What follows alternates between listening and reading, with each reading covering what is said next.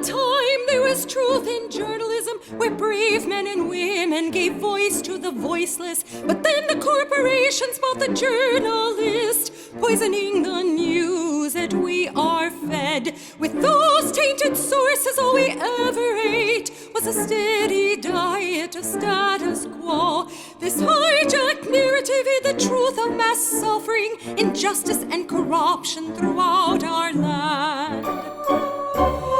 Status quo, status quo, status quo, status quo. To expose this shift to oligarchy came a band of honest journalists. They left the studio and hit the streets to give the microphone back to the people. From sea to sea, the people were empowered to share their truth. Their voices no longer stifled, reclaimed their power. Join the media revolution now.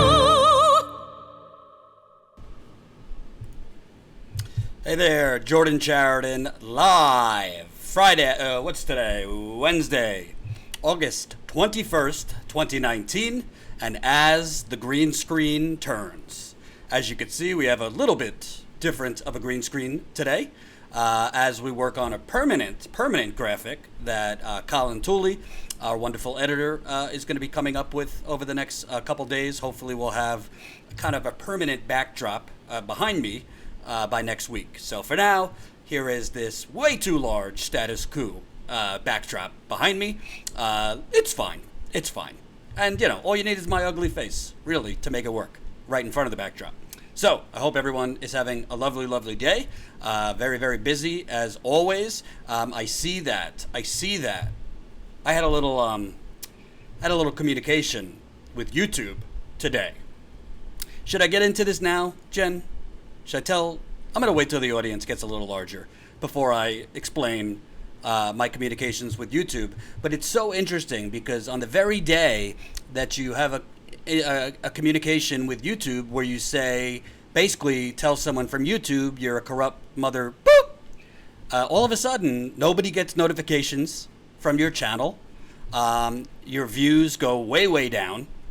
And it seems that even going live, nobody knows you're live. It's almost like there's a button and human beings next to the button, and if you piss off these human beings, they pull the button. They flick the button to screw you. Isn't it interesting? Jen, do you find that interesting?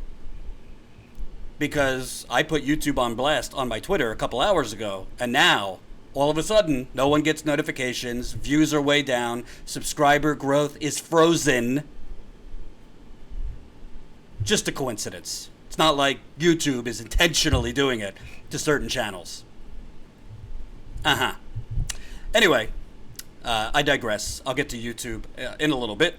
You all know the drill to work around this YouTube shenanigans. Press the like button on this live stream. We got 150 people watching right now, but only 66 souls. Only 66 souls have pressed the thumbs up button right under the video. The more people that press that thumbs up button right under the video, the more people that will see the live stream. So I would like to get it to the amount of people watching is the exact amount of likes we have. So press that like button, press that like button. If you're watching on your phone, you see in the live chat on your phone, there's an X. X out of the live chat for a second, press the thumbs up button, and then get back right into that live chat if you so choose. Press that like button. Also, press the share button next to the like button. Share it on your Twitter, share it on your Facebook. We are live on Facebook, we are live on Periscope and YouTube. More likes, the better. So, also, I'll be getting into this more later. We are now at 689 members. We've been fluctuating here and there, but 689, that's 11 away from 700. I'm going to make the case today to 11 of you why you need to sign up as a Status Quo member immediately. Statusquo.com/join. That's statusquo.com/join. Become a member for $5 to $10 a month. It makes a huge difference, and it's how we're going to be able to fund in the field reporting. I will talk more about that in a little bit. Also, make sure you follow us at Status Coup. We just passed 9,000 on Twitter, so we're at Status Coup. We want to get to that 10,000 and beyond number as soon as possible. You can subscribe to our podcast. That's Status Coup Podcast, which is basically our live streams made into a podcast, as well as our interviews made into podcasts. And join our email list. Go to statuscoup.com and put in your email. Very, very important for how we grow as well. So, I didn't put it in the headline, but I kind of think the Amazon on fire, the Amazon rainforest being on fire, not like the sexiest story, but kind of like a life or death for the planet type of story. So I'm pretty confident it's important enough to lead the broadcast. And, it's getting like 30 seconds on cable news and in corporate media, but like the Amazon rainforest is like the lungs. If the world is your body, the Amazon rainforest is like the lungs of the world, and it is now on fire because of a lunatic, moronic, fascist leader in Brazil who has been cutting down the trees in the Amazon at scary, reckless, moronic, stupid, and dangerous levels. This from the BBC. Brazil's Amazon rainforest has seen a record number of fires this year, new space agency data suggests. The National Institute for Space Research said its satellite data showed an 84% increase on the same period in 2018. It comes weeks after President Jair Bolsonaro sacked the head of the agency amid rows over its deforestation data. The largest rainforest in the world, the Amazon is vital carbon store that slows down the pace of global warming. It is also home to about 3 million species of plants and animals and 1 million indigenous people. Conservationists have blamed Mr. Bolsonaro for the Amazon's plight, saying he has encouraged loggers and farmers to clear the land. He has. I don't know why they're saying he has encouraged local loggers and farmers to clear the land for industry and to, basically, have a boom in Brazilian industry. And scientists say the rainforest has suffered losses at an accelerated rate since he took office in January. And look at that chart. This year has seen more than double the number of fires in Brazil than in 2013. I mean, it's amazing. And just look at this footage right here.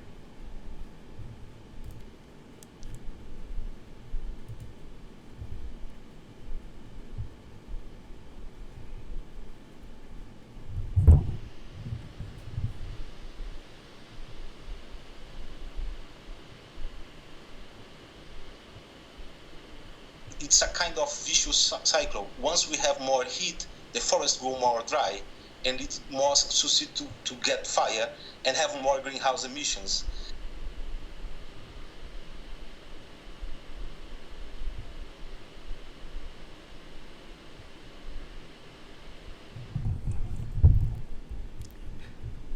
That is one vantage point. Here's another.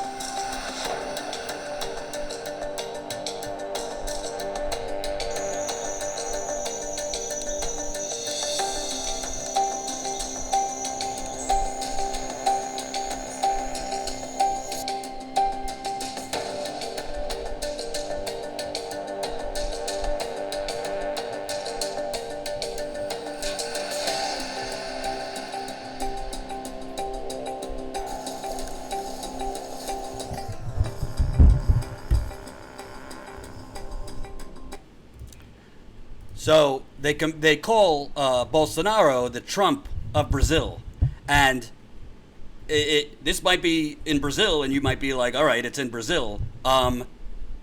Again, the Amazon rainforest is the biggest rainforest in the world, and it is one of the biggest protectors, or just look at it as suction cups for carbon. Carbon gets sucked in to the rainforest, thus not going all over into the air.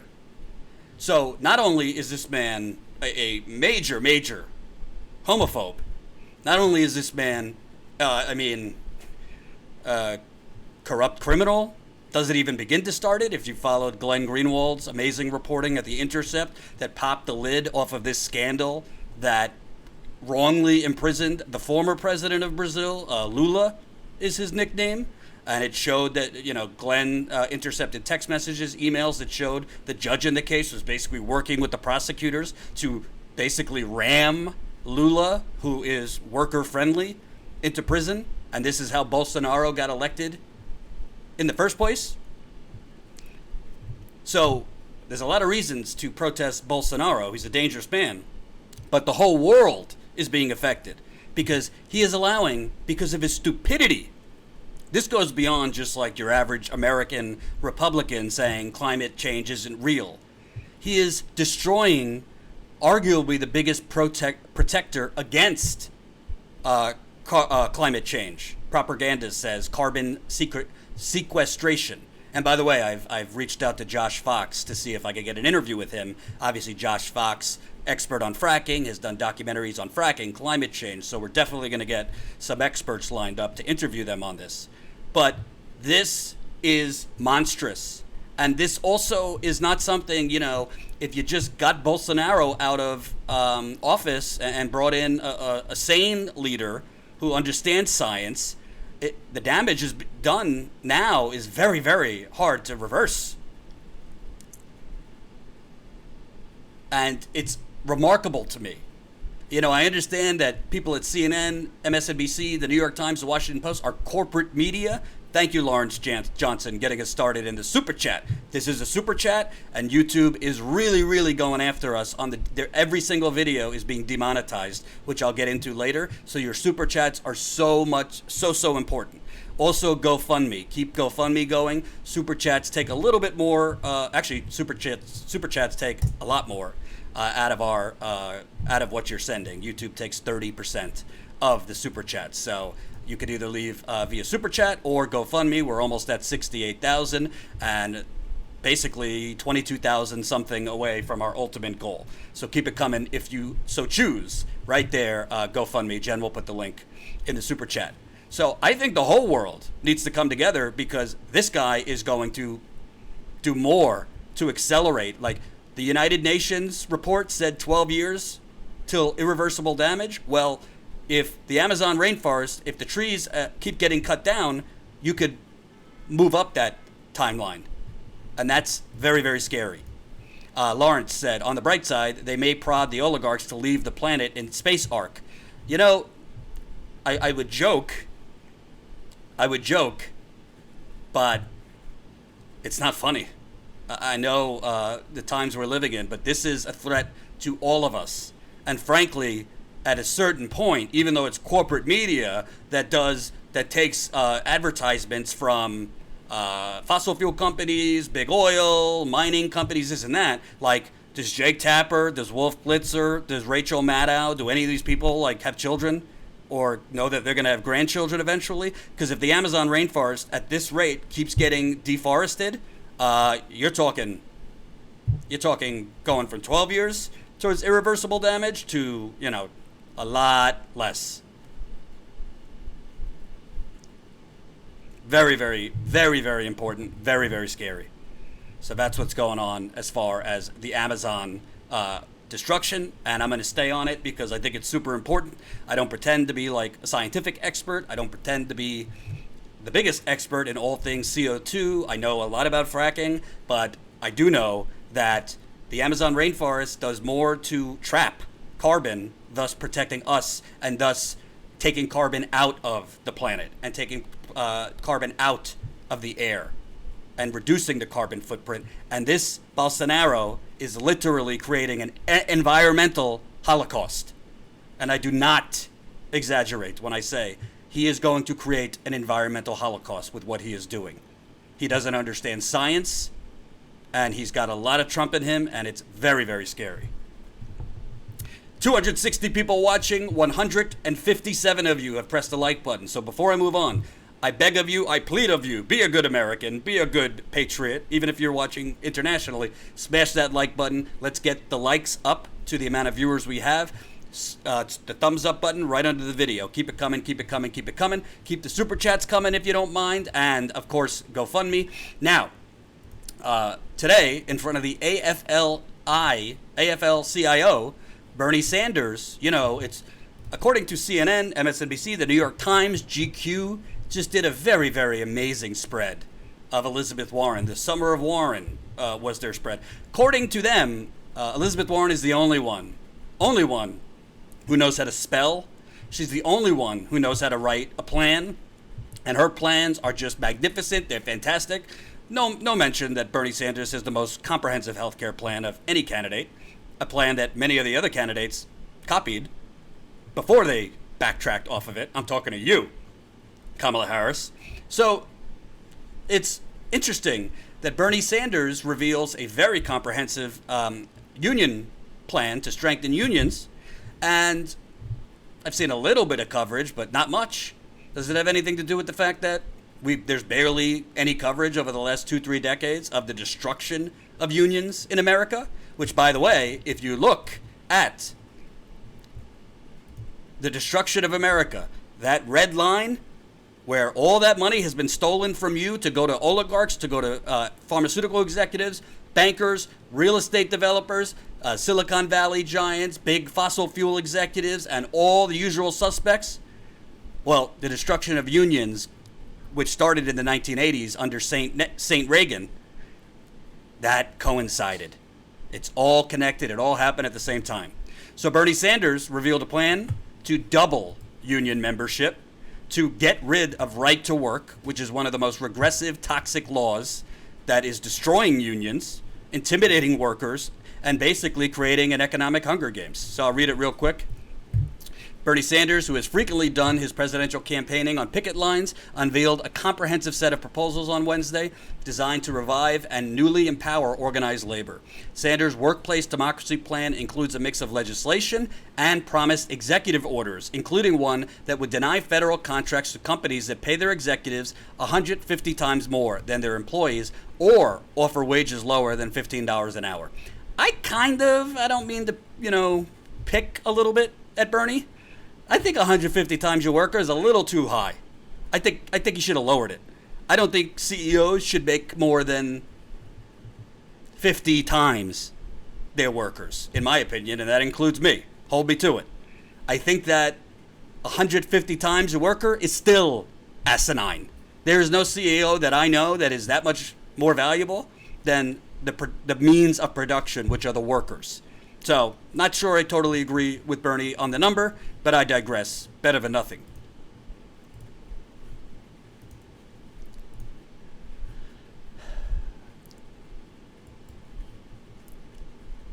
Sanders has made his support for unions. The Vermont Independent would also push new legislation allowing all federal workers the right to strike and end so-called right-to-work laws. They're not so-called, they are right-to-work laws.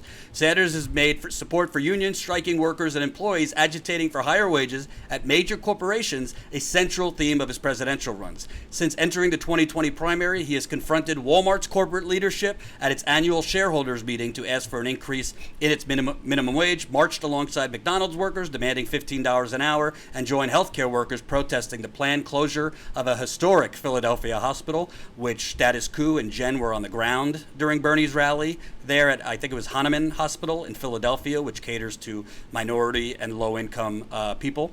He has also attacked Amazon, blah, blah, blah, blah, blah. We know all this. Corporate America and the billionaire class have been waging a 40-year war against the trade union movement in America that has caused devastating harm to the middle class in terms of lower wages, fewer benefits, and frozen pensions, Sanders said. That war will come to an end when I am president. If we are serious about rebuilding the middle class in America, we've got to rebuild, strengthen, and expand the trade union movement in America. On Wednesday, Sanders, whose campaign says the plan would double union membership during his first term, and other presidential candidates will address the Iowa AFL-CIO. And what Bernie told the Iowa AFL-CIO was, if there's going to be a class war in America, how about the workers win? This is what he told the union today. So Bernie's plan is comprehensive, but you don't hear, Bernie has a plan for that. It's always Warren has a plan for this, Warren has a plan for that. Listen, two things can be true at once. Does Elizabeth Warren have a bunch of nerds in a dimly lit room at her campaign headquarters working overtime for a plan on everything from how you roll out of bed without hurting your back to how a plan for everything? That's wonderful. We appreciate it. But Bernie Sanders has some plans too. Unfortunately, Bernie Sanders, the corporate media won't cover his plans. You want to know why? Because they don't want Bernie Sanders breathing anywhere near the White House. They don't want it. They don't want it. Elizabeth Warren, you take a guess why. They could tolerate a little bit more.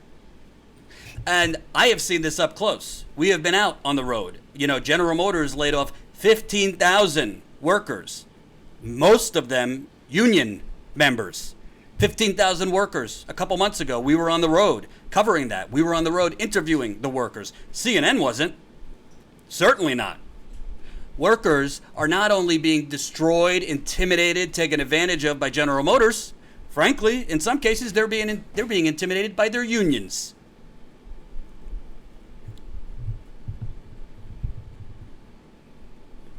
I want to play you this clip. We have a lot of new subscribers, so you might have not seen this, but this is our interview with some auto workers that are in a union from Detroit. We had to black out their face because they were so scared of repercussions, not only from General Motors, but from their union. This is what Bernie Sanders is trying to fix. The taking advantage of the discrimination against workers, and basically the economic hunger games that has been waged against unions and its workers by corporate America. What did they say? Greed is good? Greed is a good thing? Well, this is it. Right in your face. This is from when we were out in the field a couple months ago. What would make these they're greedy. What would make these greedy executives and shareholders more money? Immediately, $10.6 billion in stock buybacks. They've done $10.6 billion since 2015 in stock buybacks. That enriches the executives who are largely paid in stock. It also enriches investors. I think you could train folks probably for a fraction of that. So you have more trained people in Detroit and Lordstown, and it affects Ontario, Canada too. I think a plant in Maryland's closing down. You got more trained people.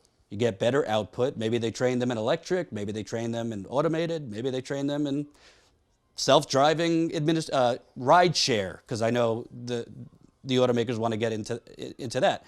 Wouldn't that produce more and then overall long-term equal more profit for General Motors or Chrysler Fiat? One thing I think corporations look at, and I know they look at their stockholders. The stockholders operate on quarterly basis. Yes. Show me where we're making profits quarterly. And yeah, they do develop 5-year plans, 10-year plans, but those plans are never in the interest of the workforce and how it's going to affect the worker who's making the profits for them. It only focuses on the profit and the profit margin.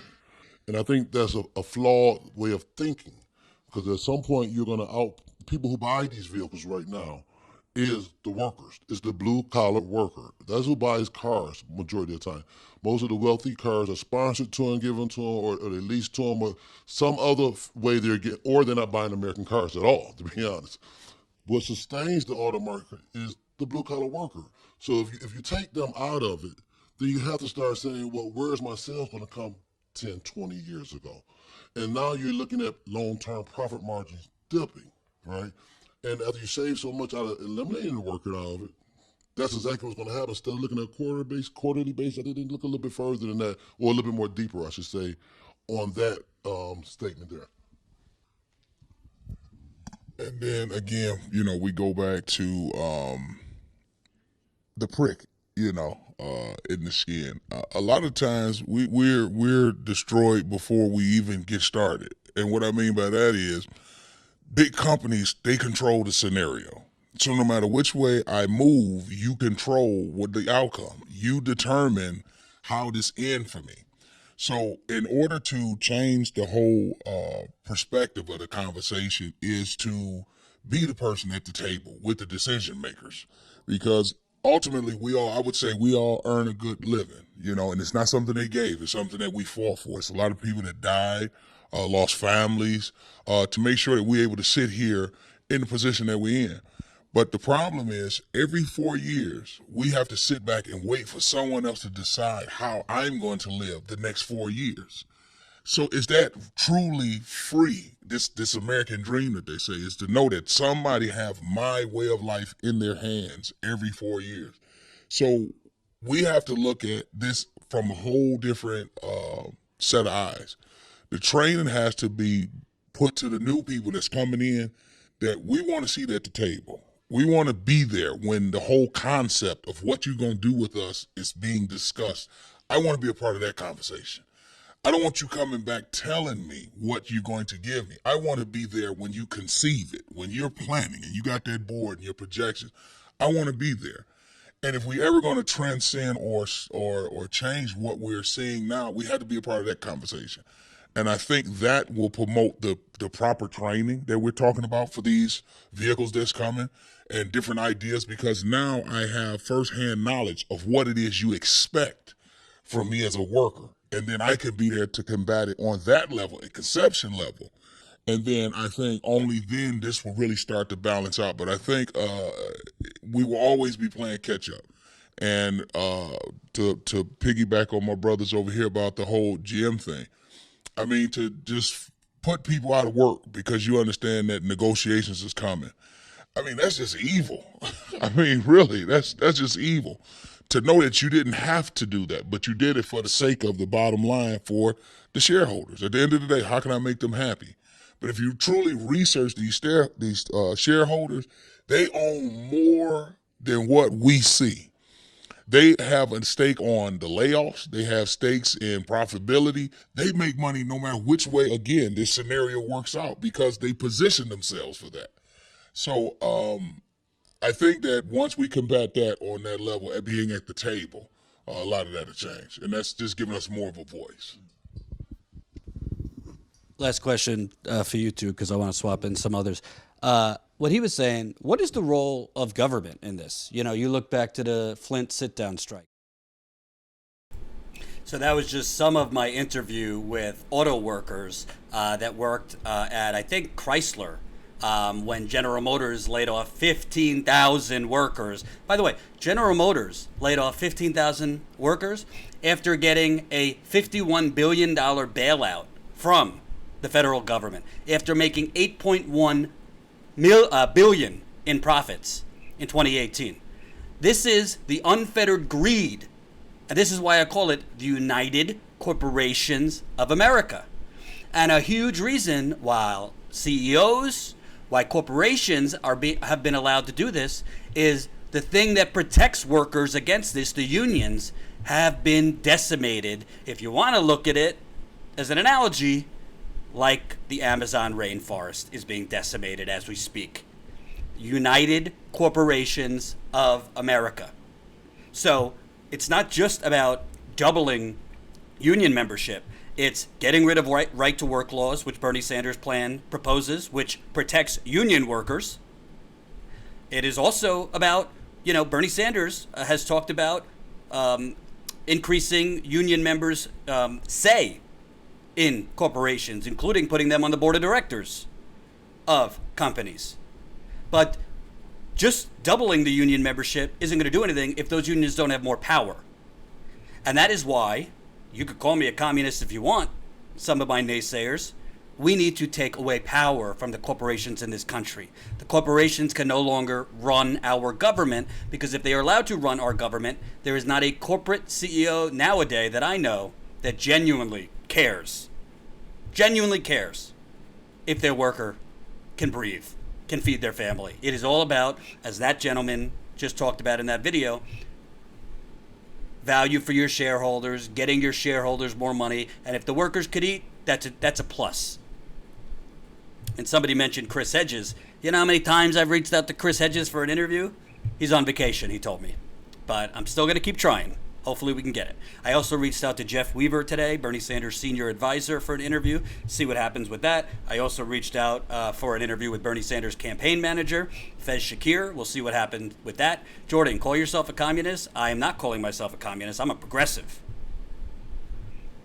So, and remember, press the like button. We're at 350 views live. We got 240 of you have pressed the like button. So the more people that press that like button, the more people that will see this live stream. It's the thumbs up button right under the video. 350 live viewers, 240 likes. We got to get it up to 350 likes. So, 350 likes. So there's another thing.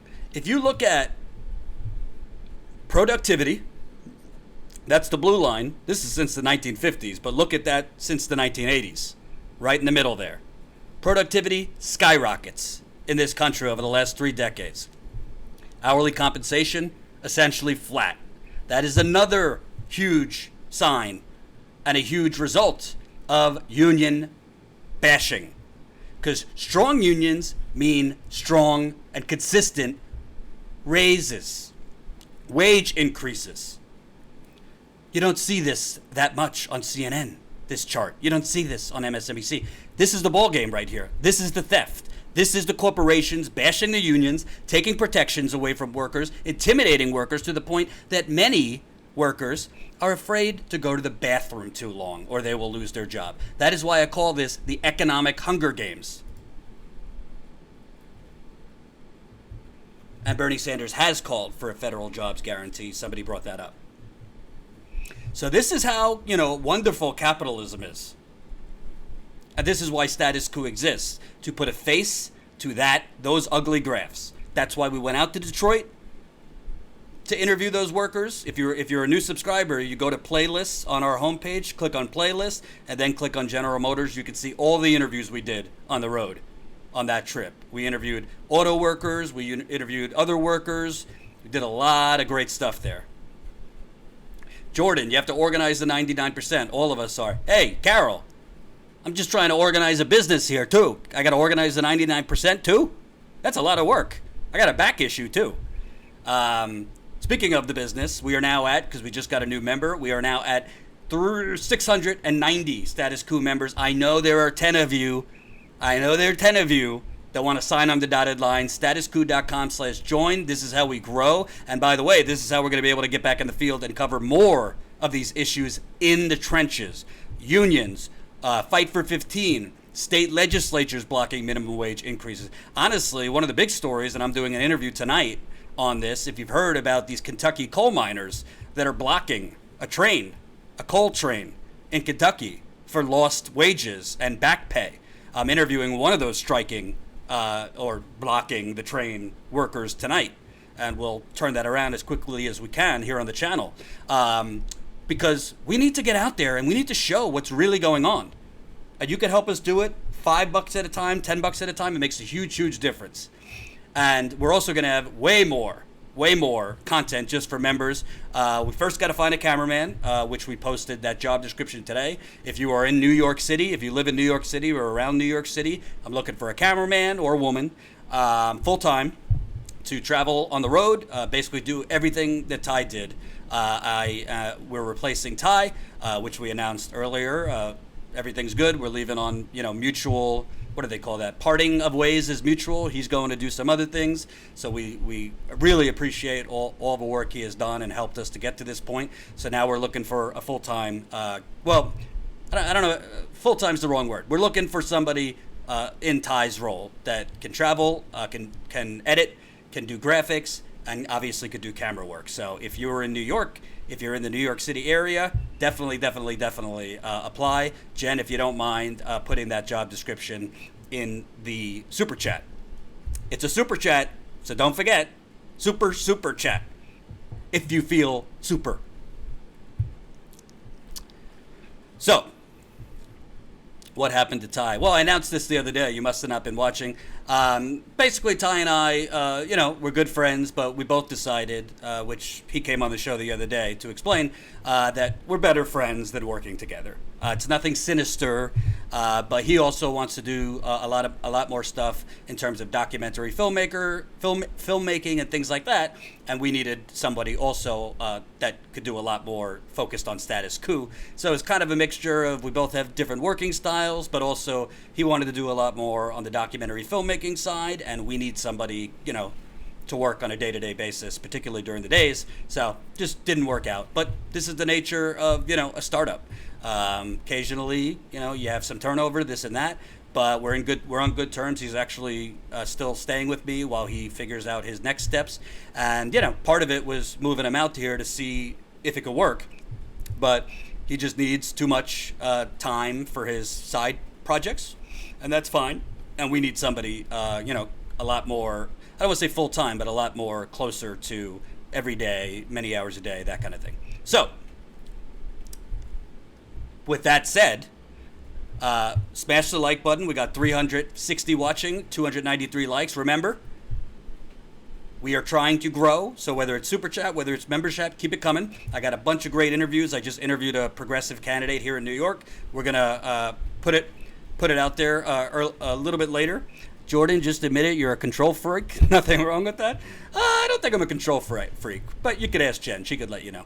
So the DNC, which is very, very, very powerful entity, rigged the primary in 2016. Just rigged it. The DNC has been having some trouble raising money, shall we say. Generally speaking, it's hard as a party to raise money if your policies are really, really corporate. So the only way that you could raise money is if you go corporate. Because you're not going to raise money from like Bernie Sanders supporters or Warren supporters or Tulsi Gabbard supporters. You're going to raise money from big executives. You're going to raise money from big corporations. And the DNC was kind of, sort of, after 2016, sort of saying they were going to turn away from that. But they have been struggling, and the RNC, which is kind of scary, and Trump has been raising a ton of money. I think they raised over $100 million last quarter. Philip, that's a good idea. I'll try to talk to Thomas Frank. I love him. Great, great book. Listen Liberal. So the DNC, apparently, because of its money problems, it's just taking whatever money they could humanly take, and if it's from awful, awful corporations, so be it. Super PAC money flowed to the DNC ahead of their critical August meeting.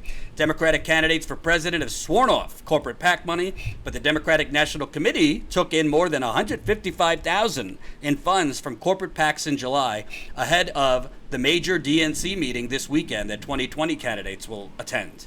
The donations flowed in from PACs linked to the audit and consulting firm Deloitte, which has its own little scandal, which I'll get into, the drug company Pfizer, which is being investigated right now for price gouging, the National Association of Realtors, which is basically the organized mob that is facilitating the gentrification in all your communities, and the law firm Duane Morris. Deloitte was the biggest contributor, giving the DNC $90,000 in July, according to newly available campaign finance disclosures. And not to be outdone, Tom Perez, definitely leading with his values here, not to be outdone by taking all this corporate filthy money. He's also, Tom Perez, apparently the DNC can't raise enough money in America, so Tom Perez is literally fleeing to Mexico. He must go to Mexico. No offense to my Mexican brothers and sisters. He's got to go to Mexico to raise money from American, expatriates living in Mexico. This is not The Onion. This is real. DNC chief plans to raise money from Americans in Mexico City. I hear the next step is Tom Perez is going to the North Pole to raise money from expats living in the North Pole. Then Antarctica. And finally Mars. You can't make this stuff up. So the Democratic Party is having money troubles. So instead of maybe changing their policies to actually attract small dollar donors, instead of changing their platform, instead of latching on and jumping on to widely popular policies like universal health care, free public college, a Green New Deal, Fight for 15, which it says it's for, but not really, we now have to take money from Deloitte, Pfizer, real estate gentrifiers, and go to Mexico. I mean, I don't want to be a hypocrite because I'm going to Mexico in October for my brother's bachelor party. First time in Mexico, and I'm going to have a great time. I'm going to have a wonderful, wonderful time. But I'm certainly not going to be facilitating. I'm not taking money from American expats for my political party. I mean, I would for status quo, but that's different. So, just take a look here. Let's highlight. We got Deloitte was the biggest contributor. Well, Deloitte is being investigated as part of a global financial scandal. For subscribers, many, many months ago, I covered the 1MDB, which is a major, major global financial scandal on money laundering right out of Malaysia. The Malaysian Institute of Accountants is investigating Deloitte and KPMG for their involvement in the One Malaysia Development Fund. Let me go to Matt Taibbi of Rolling Stone. Here is my interview with Matt. A quick reminder what the 1MDB scandal was all about. That the DNC is taking money from 1MDB's accountants. Can't make this stuff up. So the explanation, the easiest way to explain it is this. Dictators have always stolen stuff, all right?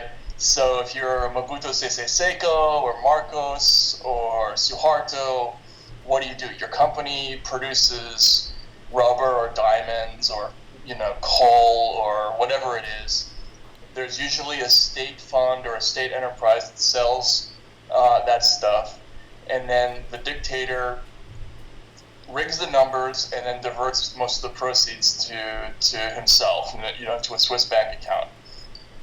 What happened in Malaysia was a twist on that. They didn't even bother getting a product. What they did is they created a sovereign wealth fund called 1MDB, and they went around to investors all over the world, and they said, we want to build stuff in Malaysia.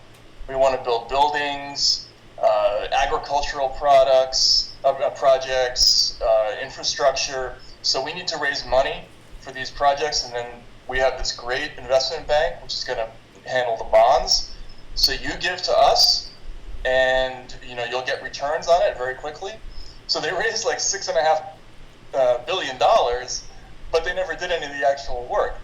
The money just went off to basically a series of dummy accounts close to the Prime Minister, Najib Razak, and a couple of insiders, and like $6.5 billion disappeared. So that's 1MDB in a nutshell, okay? And if you remember, Kamala Harris's campaign never answered me, but Kamala Harris was doing a fundraiser with somebody who might have been investigated or might currently have been investigated related to the 1MDB financial scandal. And 1MDB stretched everywhere.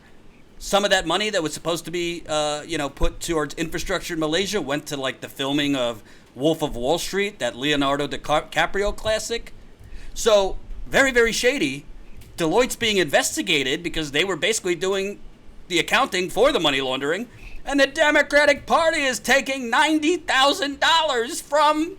I mean, listen, we're all innocent till proven guilty, but that's not a good look. Not a good look. But the Democratic Party taking that money anyway. Got to get that money, baby. Not to be outdone by Pfizer.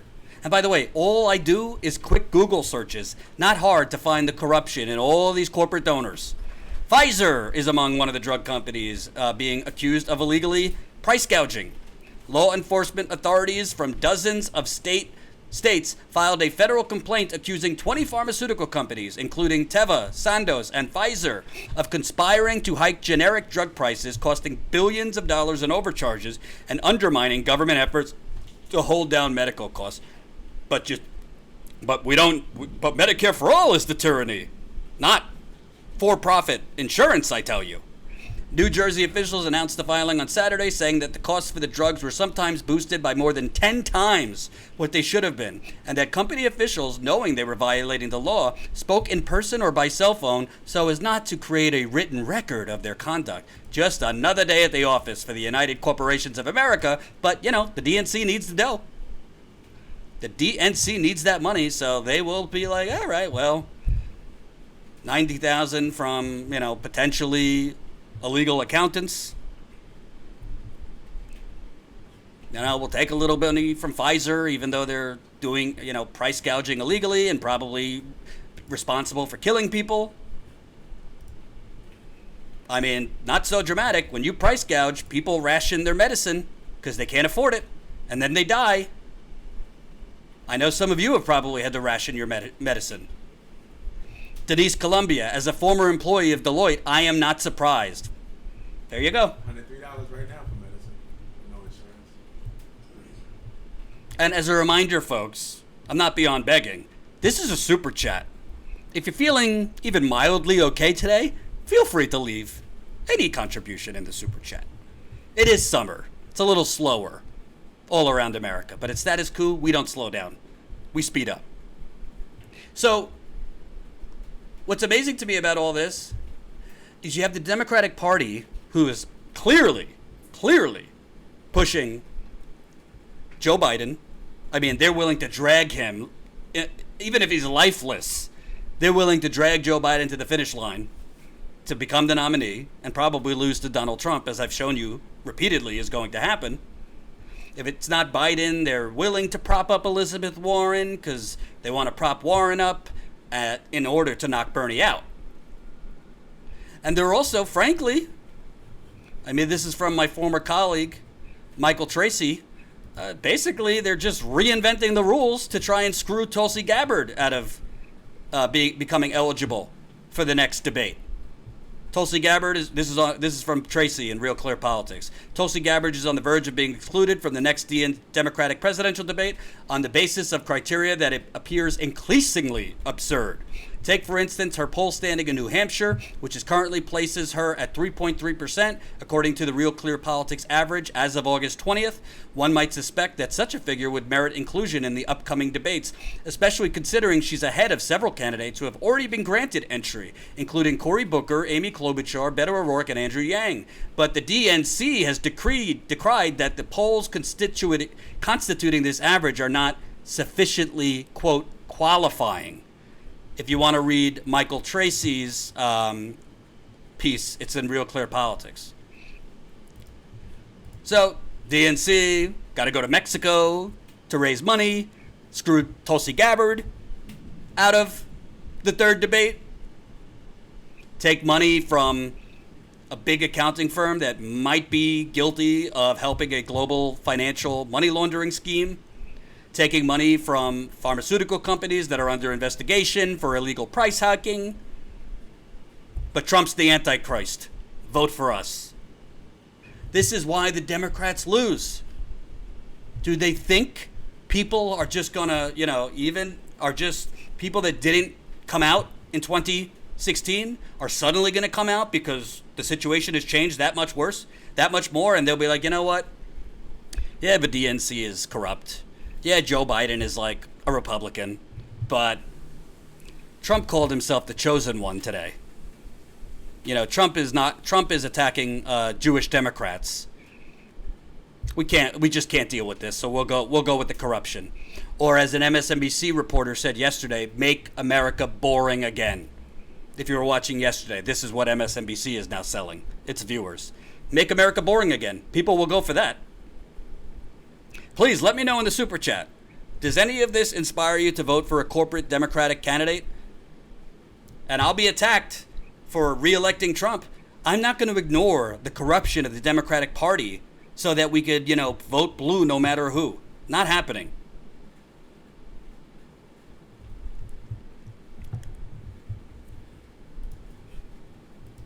Not happening.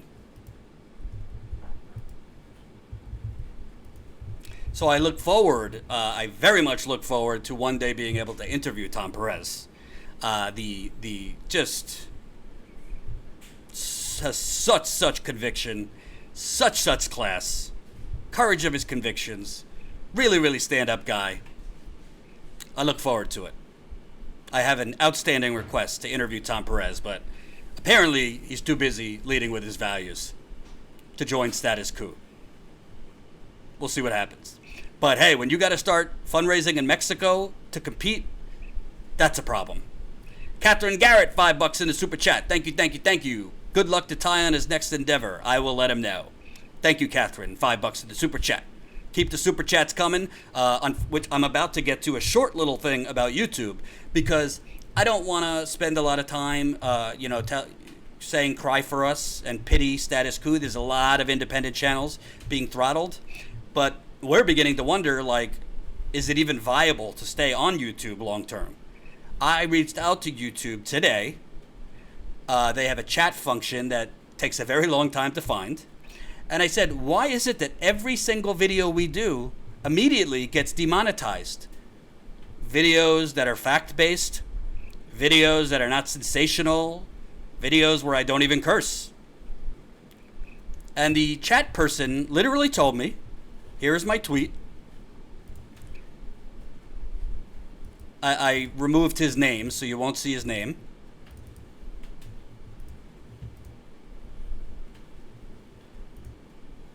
As much as I like to go on to details, this is as far as I could discuss. The guidelines were set by the advertisers themselves. I mean, that is basically YouTube telling me the advertisers run YouTube and your videos are being demonetized because they don't pass mustard for our advertisers. No wonder I call it FewTube. So I said, okay, so I do a video, for example, on the fact that less than 24 hours, Joshua, as of now, it doesn't look like we will be at the debate in September. And I'll tell you why in a little bit.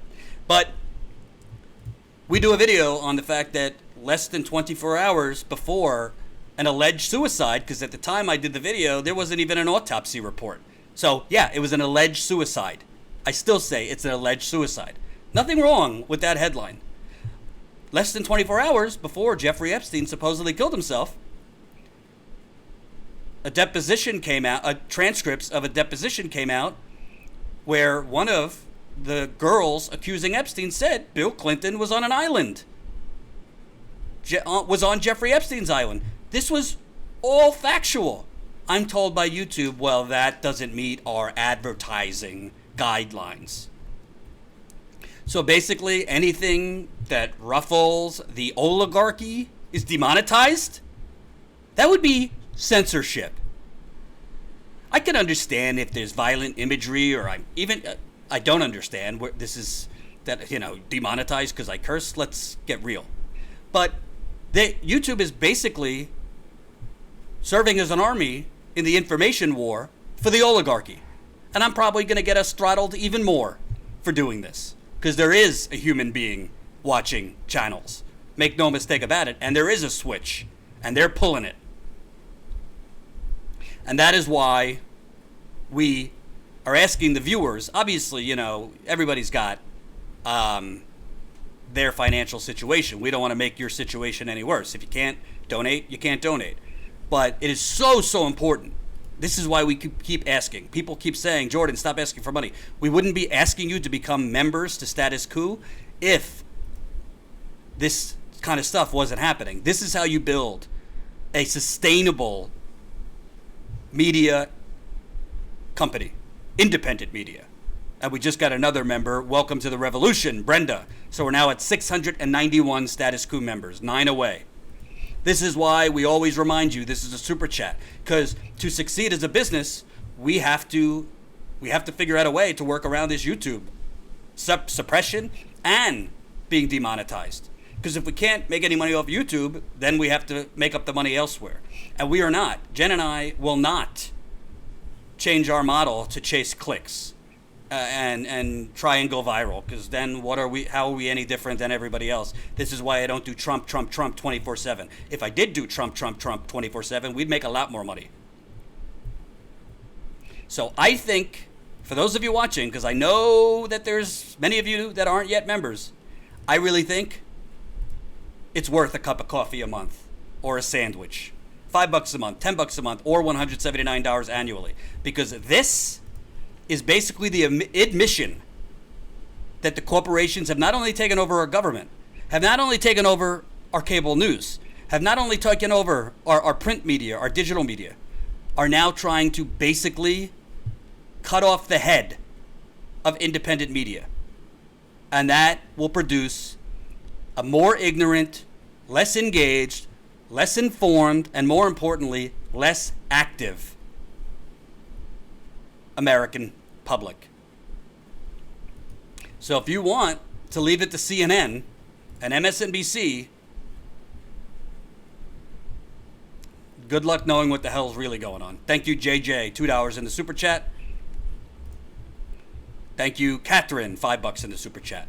But if you could do anything, if there's only one thing you could do between GoFundMe, membership, and super chat, we want you to become members, because that is the thing, that is our business model, and that is what helps us get out into the field. I don't want to come to you from my apartment most of the time, and we would like to hire another reporter, but we can only do that as we grow our membership. So keep it coming, keep it coming, keep it coming.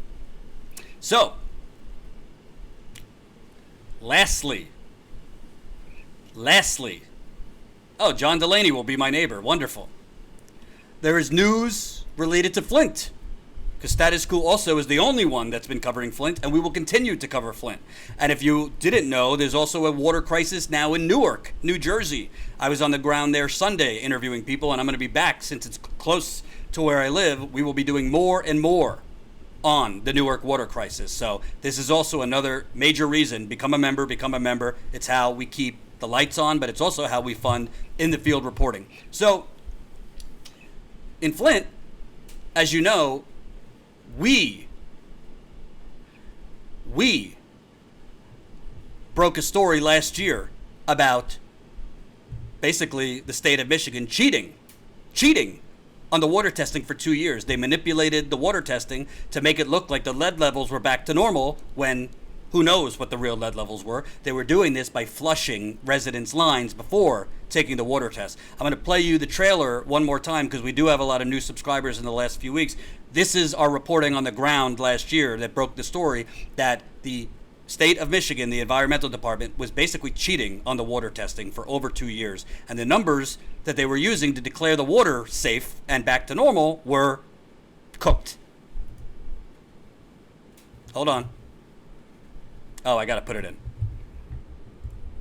1 second.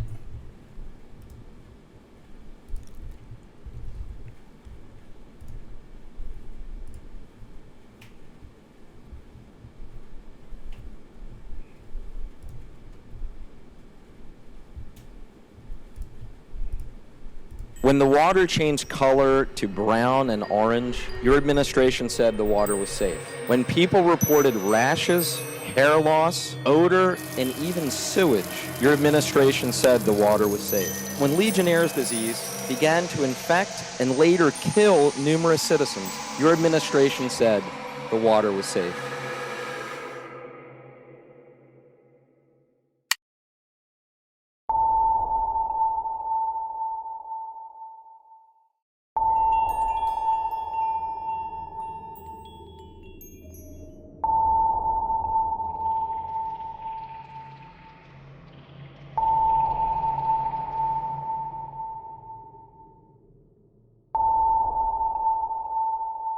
I'm a journalist. I'm just asking residents on this block if the state ever came to test your water.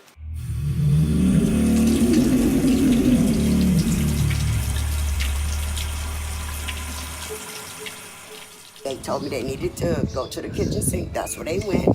They turned the water on, let it run for, like I said, like a minute, and collected their sample. Your results are interesting because 15 parts per billion is the limit. So them telling you to let the water run for that long, that's probably why you were getting such low results. When they did it, do you remember if they turned the water on and took the sample right away, or did they let it run They first? let it run a while. They showed up at my door and they handed me a pamphlet and said, okay, it's safe to bathe in, before they even went in my house. Have you had any problems health-wise since the water switch? Itching, breaking down, and stuff like that. My teeth, yeah, so. And I've had pneumonia. Our skin and our hair. I've been getting a lot of boils. Go ahead, get it.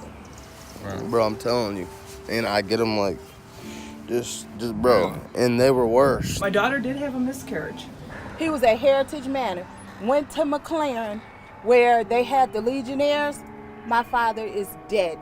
They want us out of here. They want to make it a college town, and we are not a fool. We know it. Go up and down the street. Look, look over there. We have a forest in the daggum city. We can't drink our water. We can't go outside and play. We ain't got no parks. They're just going in, people who don't know EPA regulations, people that are older, people that are younger, people that are poor, whatever. And they're just right in front of them, cheating to try and get a lower number. So who the hell knows what the real numbers are? You always hear that talking point, well, like 3,000 other cities have worse numbers than Flint.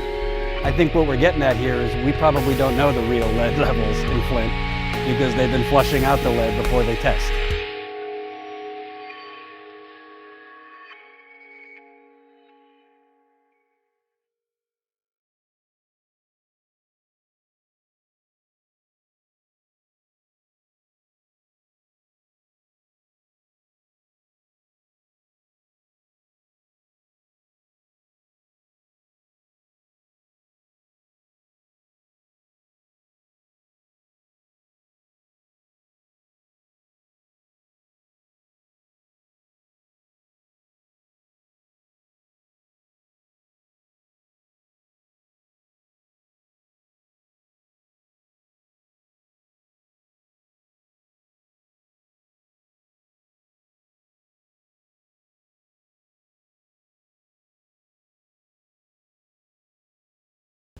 Sorry, lost the audio for a second. Hey, Kerry, do me a favor, Kerry. Can you tell Jimmy, if Jimmy will listen to you, to respond to my text messages? Because I keep texting him to apologize for not coming to the show last week, because I had a deadline to get a business plan in for potential funding for Status Quo, and I think he's ticked off at me because he won't respond. So I'm hoping he's just really high and isn't seeing my text. Because I love Jimmy. Love Jimmy. But he's not responding. Anyway, maybe that's why he's going live while I'm live, which is totally destroying my show. So, love Jimmy though. So, sorry, the audio was off for a minute. So, the reason I played that, even though some of you have seen it already, but the reason I play it again, we have a lot of new subscribers, is to remind you the narrative that the Flint water is improved or the water crisis is over is a false narrative. Status Quo showed you. We broke the story that to get those numbers, they cheated. They basically flushed away the lead before taking samples. So, crypto is really high. That's great. So, the thing is, the state did that. So then after the state cheated on the testing, they wiped their hands of it, and they said that the city of Flint is now responsible for continuing the water testing because you have to continually monitor. Well, this is the letter. This is the letter that the state, now called the Department of Environment, Great Lakes and Energy, it used to be called the Department of Environmental Quality, sent the city of Flint the other day. Subject, violation notice, monitoring and reporting for lead and copper.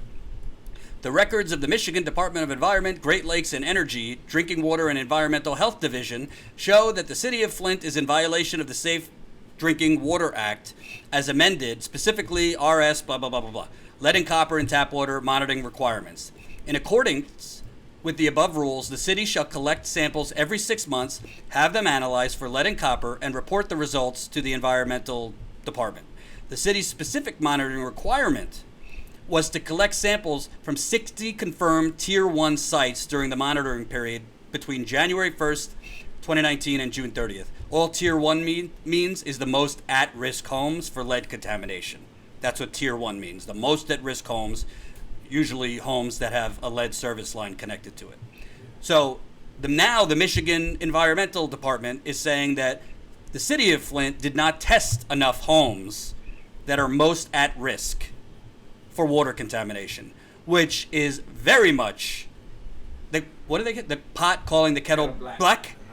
So the state of Michigan, the Environmental Department, under now former Governor Rick Snyder, who literally cheated for over 2 years and then spun off their cheating as the water's fine now, is now telling the city of Flint it's out of compliance. So I reached out to the mayor, Karen Weaver, and the mayor, her spokesperson, if I could find it. I got so many emails now.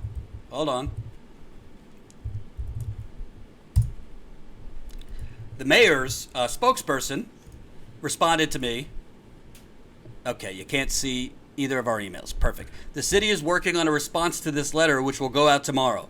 The city disagrees with the facts as stated in this letter, as the environmental department did not provide the city with the final approved sampling methods for first and fifth 1 liter and 5 liter lead and copper sampling until March 22nd, 2019, 3 months into the monitoring period. So this might sound like kind of in the weeds to you. So let me break it down for you. The state basically set up the city of Flint for a fall. The state set up the city of Flint to fail, because it didn't give the city of Flint whatever its testing measurements were, how many homes needed to be tested, that kind of thing. I was actually going to interview a Flint resident tonight about this and get an update on the overall crisis, because now they might be trying to take away the emergency declaration, which means even more relief pulled away from Flint, which the crisis is not over. But because the media is accomplices to the state, because the media just repeats and regurgitates lies from the state, because the media doesn't do any investigative reporting that shows, no, these numbers are cooked. They haven't even changed all of the lead service lines in Flint over 5 years later. Those lead service lines would have been fixed within 6 months right here in New York.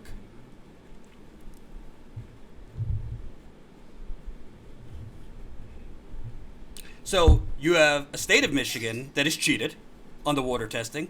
You have a new governor as of January who said she was going to reopen those water pods, hasn't done that.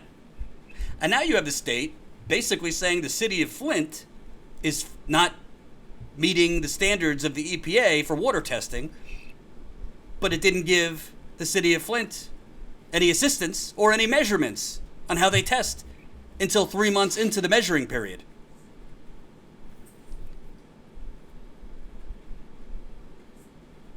In America, 22 people get shot up in Texas, 9 people in Dayton, all within 24 hours. Weeks later, nothing.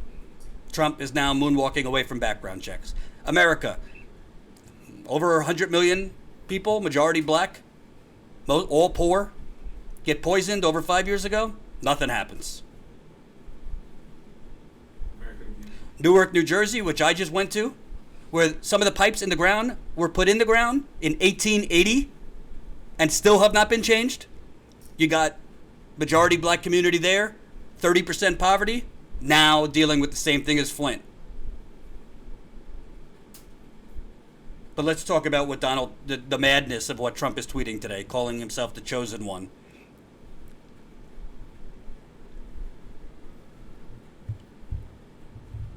And Detroit's water screwed up too. Thank you, Magic Jack. Love that name, by the way. There was a protest in Detroit at the water division around 2 p.m. So maybe when people criticize me and status quo, you don't cover Trump enough. Well, maybe we're covering everything that the corporate media is covering up. Because call me old-fashioned. Call me old-fashioned. But I kind of think that water is the most important thing for the human body, and I'm pretty sure the research and science backs me up. And if the water is still not safe in Flint, which my research and my reporting show it's not, and you could go ask the residents who are still over 5 years later getting rashes from that water, getting hair loss. Some of them have nosebleeds. I was supposed to interview someone, a Flint resident tonight, but she canceled on me because it is so hot. And when it is so hot out, if you're already immunocompromised, which most people who are lead poisoned are immunocompromised, you don't feel well most of the time. It is crippling when you have lead in your bones and your brain and you're all over your body. So we're going to continue covering Flint while CNN covers what Trump tweeted today, while everybody else covers the horse race, who's up, who's down, how many great plans Elizabeth Warren has. And don't think it's just Flint, folks. Don't think it's just Newark. We got water problems in Detroit, East Chicago, Indiana, Gary, Indiana, Newark, New Jersey, North Carolina, now Bloomfield, New Jersey, Pittsburgh, Florida, California, Oregon. Just to name a few.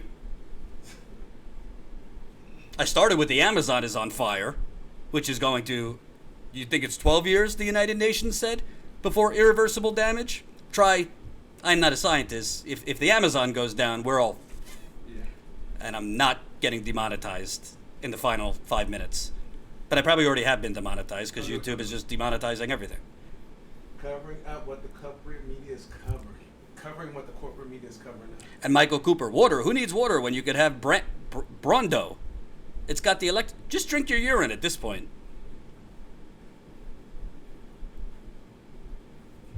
Tony, got problems here in Trinidad, Texas. Yep, Reese Bloomfield has water problems. Look it up, because the media is probably not informing you if you live in Bloomfield, New Jersey. They have high lead levels too. And Vince, I love you, Vince Sear. Problem's not crony capitalism. The problem is capitalism.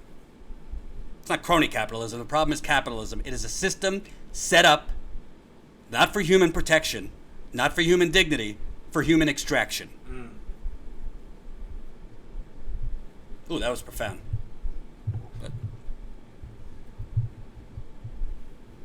So we will stay on this. I'm going to have an interview with that Flint resident later in the week. Tonight I'm interviewing one of the striking coal miners. Well, he's not striking. They're blocking a train that is supposed to ship coal because the corporation has basically stolen their wages and not paid them. So we're going to interview them. I interviewed a progressive candidate who's running in New York's 12th district earlier. We will have all of this for our Sunday marathon. And frankly, folks, I keep it real. I like to keep it real with the folks. We got to have a little cash injection. I'm just keeping it real.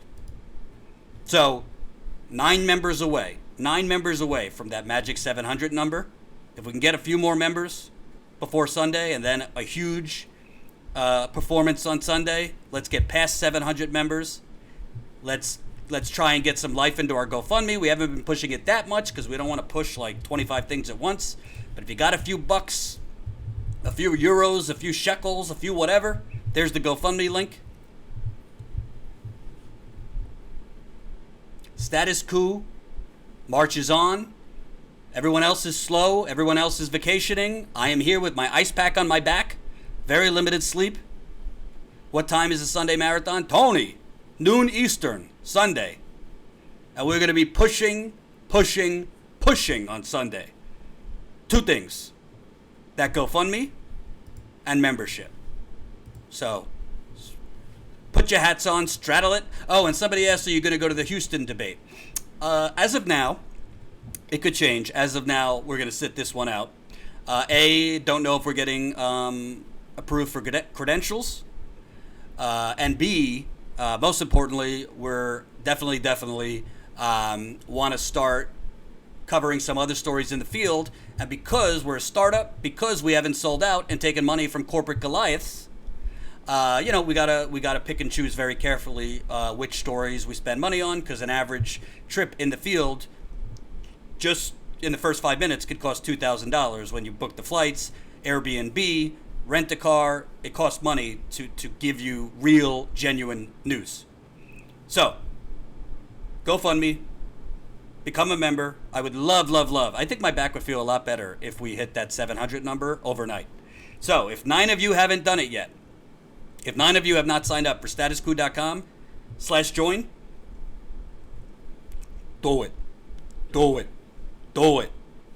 Just do it. So, finally, what was I forgetting? Oh, email list. If you haven't signed up for our email list, go to statuscoup.com right now.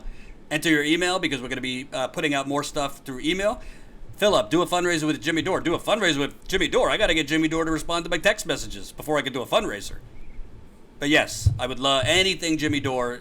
Jimmy Dore is very kind to have us on the show, have him on his show, and all those things. So we support Jimmy Dore, and I really, really appreciate everything he's done for Status Coup, and that's all. So I will see you back here tomorrow, 5 o'clock Eastern. We'll have hopefully some other interviews that will be done by then to put up on the channel. Become a member, and remember, most people are not lacking compassion in this country. Most people have no idea what is happening in this country. They have no idea what's happening in Flint. They have no idea what's even happening in the Amazon. They don't know the exploitation of workers because they don't see it. They might know what's happening, they don't see it. This is how you wake more people up.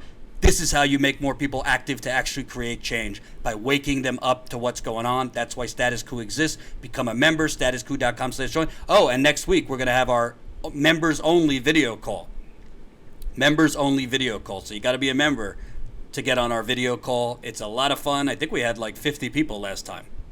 So, statuscoup.com/join. See you tomorrow.